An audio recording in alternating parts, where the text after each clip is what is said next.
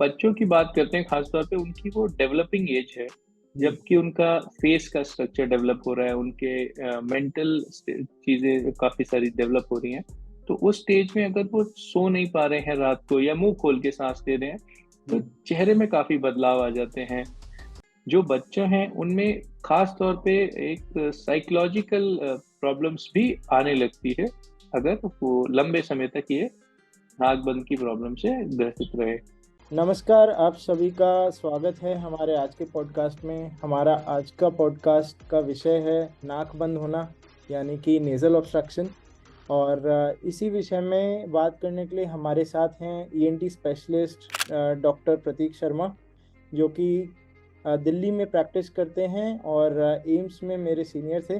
तो welcome to the show Prateek. Thank you Anupam, thank you so much.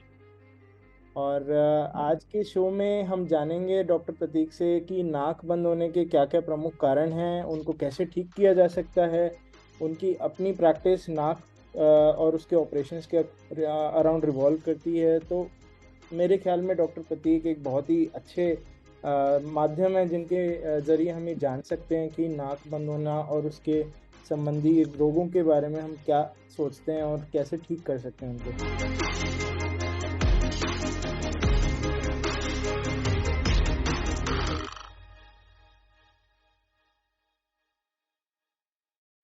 तो let's start प्रतीक।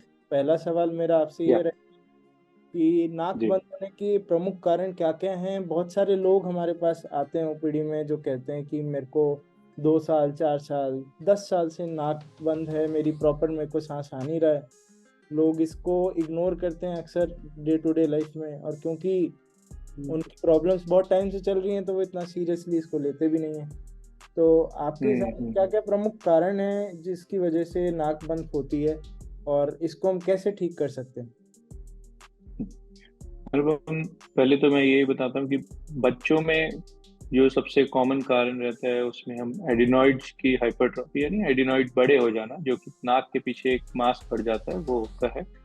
बड़ों में अगर हम देखें तो ज़्यादातर हड्डी टेढ़ा होना, या एलर्जी की वजह से नथने फूल जाना, या फिर कोई मांस पॉलिप, इस तरह की चीज़ें साइनस से निकल के नाक के अंदर के हिस्से में आ जाएं, तो इन कारणों से नाक बंद हो सकती है। अगर कोई चोट वगैरह लगी है तो नाक की हड्डी टेढ़ी होके अगर आपको नाक सांस लेने में दिक्कत कर सकती है। जी।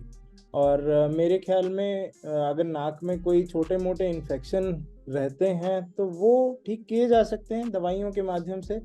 पर ज़्यादातर चीज़ें जो लंबे समय तक रहती हैं उनको एक प्रॉपर ईएनटी इवैल्यूएशन की, यानी कि कान नाक गला विशेषज्ञ की ज़रूरत है, कि ताकि वो देखें और उस चीज़ का समाधान आपको दे सकें।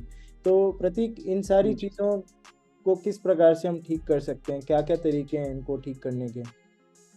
देखिए अनुपम जी, पहले तो सब हमें ये जानना है कि अगर कोई मरीज नहीं सांस ले पा रहा है, नाक नहीं खुल रही है, तो उसके कारण क्या है। अगर सिर्फ एलर्जी है, या सपोज माइनर क्रॉनिक साइनोसाइटिस, इस तरह के छोटे इन्फेक्शंस हैं जिनमें मांस नहीं बढ़ा है ज़्यादा, या फिर हड्डी टेढ़ी नहीं है बहुत ज़्यादा, तो हम उन्हें आमतौर पर दवाइयों से ट्रीट कर सकते हैं। जी। बट साथ ही साथ जैसे बच्चों में अगर हम एडनॉइड की बात करें, जो कि बहुत कॉमन प्रॉब्लम है, बच्चे मुंह खोल के रात को सांस ले रहे हैं, या उस नींद में डिस्टर्ब हो रहे हैं, तो उन केसेस में भी आमतौर पे दवाइयाँ अच्छे से काम करती हैं और उनको दवाइयों के माध्यम से ठीक किया जाता है। जी। बट जब हम उन केसों की बात करें जिनमें हड्डी बहुत टेढ़ी है, या जी। मांस बढ़ गया है, जिसे पॉलिप कहते हैं, नाक के अंदर आ गया है, अगर उस चीज़ों की बात करें तो डेफिनेटली सर्जरी एक ज़रूरी चीज़ हो जाती है इन जी। कंडीशंस में। बट इसके अलावा जैसे बच्चों में अगर दवाइयाँ नहीं काम करी, क्योंकि हार्डली को बहुत कम परसेंटेज बच्चों में नहीं काम करती है, उन बच्चों में भी कभी कभार सर्जरी करनी पड़ती है नाक को दोबारा से खोलने के लिए, ताकि वो सांस ले पाए। एक और चीज होती है जिसमें काफी लोग ये कहते हैं कि ऑपरेशन कराया था फिर बंद हो जाता है वापस। हाँ, नाक की सर्जरी में जो दोबारा होने के चांसेस कुछ हद तक होते हैं, खासतौर पे कुछ पर्टिकुलर बीमारीज में। जैसे जी एडनॉइड वगैरह में चांसेस कम हैं, वहीं अगर कोई एलर्जी की बीमारी है उसमें चांसेस थोड़े ज़्यादा है, बट जी। इमीडिएट नहीं होते हैं। तो सर्जरी कुछ केसेस में करनी पड़ती है, कुछ केसेस में हमें दवाइयों से काम करना पड़ता बट जहाँ तक बच्चों का रहा, अगर उनको हम दवाइयाँ देते भी हैं तो कितने टाइम तक, जैसे एडिनॉइड का कोई बच्चा है, अगर हम कितने टाइम तक उसको दवाइयाँ देकर देखें बिफोर ऑपरेशन? बहुत सारे बच्चे लोग 6-6 महीना 1-1 साल तक दवाइयाँ लेते रहते हैं, तो क्या ये सही है? इसके कुछ तो लॉन्ग टर्म कॉन्सिक्वेंसेस, कुछ तो है। जी प्रभाव भी जी होते हैं। जी जी जी। बहुत सही कहा आपने। जो अब बच्चों की बात करते हैं खासतौर पे, उनकी वो डेवलपिंग एज है, जी जबकि उनका फेस का स्ट्रक्चर डेवलप हो रहा है, उनके मेंटल चीजें काफी सारी डेवलप हो रही हैं। तो उस स्टेज में अगर वो सो नहीं पा रहे हैं रात को, या मुंह खोल के सांस ले रहे हैं, तो जी चेहरे में काफी बदलाव आ जाते हैं। तो अगर हम दवाइयों की बात करें, हम एक बार में जनरली दवाई जैसे अगर हम दे रहे हैं, तो 4 से 6 हफ्ते मैक्सिमम हम दे के देख सकते हैं, जिसमें ज्यादातर बच्चे में इम्प्रूवमेंट दिखती है। बट अगर कोई इम्प्रूवमेंट नहीं दिखती है, देन हमें सर्जरी की तरफ सोचना पड़ता है। जो बच्चे हैं उनमें खास तौर पे एक साइकोलॉजिकल प्रॉब्लम्स भी आने लगती है, अगर वो लंबे समय तक ये नाक बंद की प्रॉब्लम से ग्रसित रहे। जैसे कि हाइपर एक्टिविटी आने लगेगी बच्चों में, या फिर वायलेंस, इस तरह की चीजें आमतौर पे देखने को मिल जाती हैं। तो ये तो रही बच्चों की बात की, अगर उनका हम टाइम से इलाज ना करें और उनको इस तरह से छोड़ दें कि उनकी नाक बंद ही रहे, प्रॉपर सांस ना ले पाएँ, तो कुछ उनको बिहेवियरल चेंजेस हमें देखने को मिलते हैं, क्योंकि उनकी नींद पूरी नहीं हो पा रही है। बड़ों में, वयस्कों में, एडल्ट्स में क्या प्रभाव रहते हैं अगर उनका नाक बहुत लंबे समय तक बंद रहता है और उसको ट्रीटमेंट ना किया जाए तो? ठीक है अनुपम जी, बेसिकली बड़े साइकोलॉजिकली तो डेवलप्ड है, बट उनकी बॉडी को भी नींद उतनी ही इम्पोर्टेंट है जितनी कि बच्चों को। जी तो अगर वो नींद नहीं आ पा रही नाक बंद की वजह से, या वो भी मुंह खोल के बार बार सांस ले रहे हैं, तो मुंह खोलने की वजह से रात को बार बार मुंह सूखता है, फिर वो पानी के लिए उठते हैं, तो नींद डिस्टर्ब होती है रात को।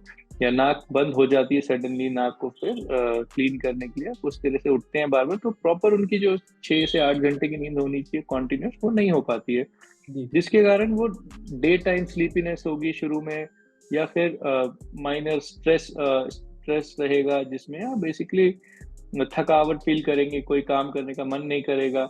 बट ये चीज अगर लंबे समय तक चलती रहे, जिसे हम जानते हैं ऑब्स्ट्रक्टिव स्लीप एपनिया, जी उसका भी एक काफी प्रमुख कारण इनसे रिलेट करता है। और खास तौर पे उन लोगों में जो सी पैप और अदर मशीन्स का यूज करने के बावजूद अगर नहीं रिस्पॉन्ड कर रहे हैं बहुत अच्छा, तो उनमें ये एक को एग्जिस्टिंग कारण मिलता है। जी इसके दौरान उनमें लंबे समय में वेट गेन हो जाएगा काफी, तो साथ साथ डायबिटीज और ब्लड प्रेशर जैसी बीमारियां आने के चांसेस बढ़ जाते हैं। तो जी मानिए कि जो नींद है बेसिकली, वो ज्यादा एक इम्पॉर्टेंट फैक्टर प्ले करती है। तो अगर थकान रह रही है बार बार, उसकी वजह से आपको दिन में नींद आ रही है, तो डेफिनेटली ये टाइम है कि आपको सोचना चाहिए ट्रीटमेंट के लिए। आप इग्नोर ना करें उस टाइम। जी। तो अगर लंबे समय से नाक बंद है और नींद आपकी पूरी नहीं हो पा रही, तो उसके विभिन्न दुष्प्रभाव हो सकते हैं, जिसको कि हम ऑब्स्ट्रक्टिव स्लीप एपनिया के नाम से जानते हैं, जिसमें कि इंसान मोटापा गेन कर जी सकता है, बीपी शुगर का मरीज बन सकता है। जी तो इस चीज़ को बिल्कुल बिल्कुल। नज़रअंदाज नहीं किया जाना चाहिए। तो जी, लंबे समय में ज्यादा नुकसान के। जी। तो डॉक्टर प्रतीक, आपने ऑपरेशन की बात की, नाक की हड्डी अगर टेढ़ी होती है, तो क्या हम बाहरी तौर पे उसको देख सकते हैं? और अगर क्या मतलब नाक की बाहर की हड्डी और अंदर की हड्डी में कोई फ़र्क है? क्या उनके ऑपरेशंस में कोई फ़र्क है अगर वो टेढ़ी हो जाए तो?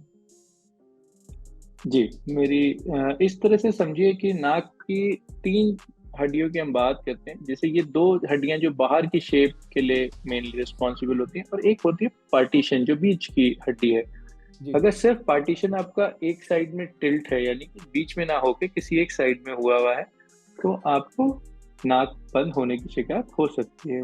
सब जी, इसको सर्जरी से करेक्ट किया जा सकता है।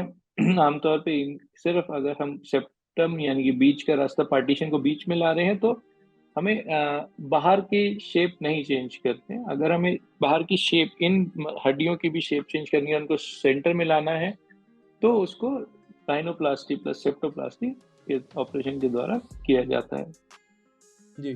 तो अगर बाहर की शेप जो है वो टेढ़ी है और उसको अगर करेक्ट करवाना, तो फिर वो एक कॉस्मेटिक प्रोसीजर हो गया, वो सांस से संबंधी प्रोसीजर नहीं रहा सिर्फ, और उसको हम राइनोप्लास्टी कहते हैं, राइट? देखिए, अगर राइनोप्लास्टी आप सेप्टोप्लास्टी के साथ कर रहे हैं, तो वो फंक्शनल राइनोप्लास्टी में आती है, यानी कि उसकी नीड है। क्योंकि अगर आपका बाहर की हड्डियां बहुत टेढ़ी है, तो आप सेंटर को कितना भी करेक्ट कर दीजिए, वो नॉर्मल एनाटॉमी नहीं क्रिएट कर सकते। जी। आपको बाहर से भी स्ट्रेट करना पड़ेगा और बीच के जो पार्टीशन है उसको भी सेंट्रलाइज करना पड़ेगा। उसी कंडीशन में आप अच्छे से दोनों नाक से ब्रीथ कर पाएंगे।